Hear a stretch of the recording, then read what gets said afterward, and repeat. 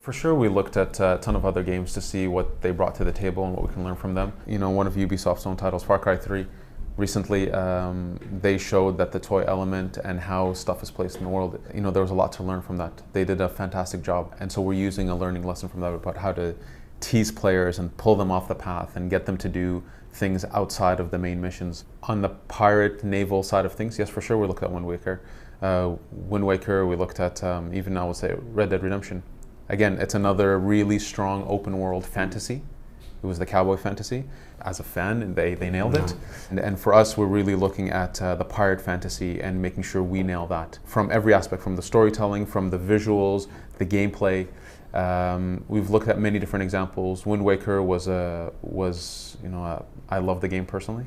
So it was a good example to look at pacing, look at how the navigation and the number of elements that tease the player came about. They got some stuff right, or they got a lot of stuff right, but they got some stuff that I think we needed to improve on. For example, pacing was an issue. But we looked at many different references, not just naval games. And Sid Meier's Pirates was really great from the economic perspective. I won't say we have the same economic system that Sid Meier's had, but we really did use it as a strong reference and really played it a lot and studied it and see what it brought to the table. I think on the world part, the Red Dead Redemption is a very good reference, because we are not doing like a simulation game. We're not like recreating like a hyper-realistic tropical setting. We really try to stylize the image composition, have memorable settings, memorable shape for the islands. We really want to push that to a memorable and epic environment. As we're making like a historical game, we look at a lot of reference and also historical paintings. We're looking at painters like Montek Dawson, who is doing like amazing vistas of boats in the ocean. We also have a lot of blueprints and engravings we use as reference for recreating like the 3D model of the ships.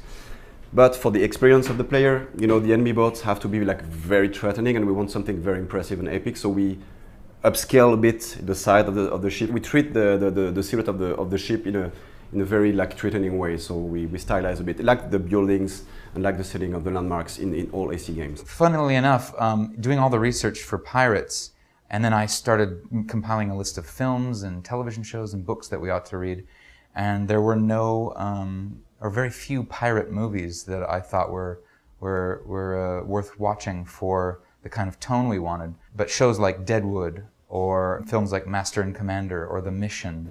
Yep. That was the tone we wanted to go for. We wanted to treat this not as a pirate game specifically, but as an early 18th century game in which you were a pirate and all your friends were pirates. And that means that approaching it from a much broader and realistic point of view, so that when you go into Havana or Kingston, it doesn't look like a pirate-themed Havana or Kingston. It looks like Havana or Kingston would really look, and you see maybe pirates walking around. So yeah, when we looked at research, I read Treasure Island, and I read The King of Pirates by Daniel Defoe, and very few of them really got at the heart of what the research was. The thing that all pirate movies do is that everyone's always searching for treasure that doesn't belong to anybody. And that way very few people get hurt. Real pirates actually robbed people. They were bank robbers on the sea. And we wanted to have that be a major system in our game. At this era, in the era of our game, 80% of all pirates were from the British Isles. They had a bit of discipline, and they knew how to sail. But they had, didn't have this strict command structure, so they were maybe kind of on a 24/7 party. We wanted to bring that flavor of life. They're sailors. Above all else, they're sailors. Like privateers. Privateers who happen to be doing illegal things for personal gain. But we don't want to, the occurrence of the phrase "yar" in our game is probably not that much.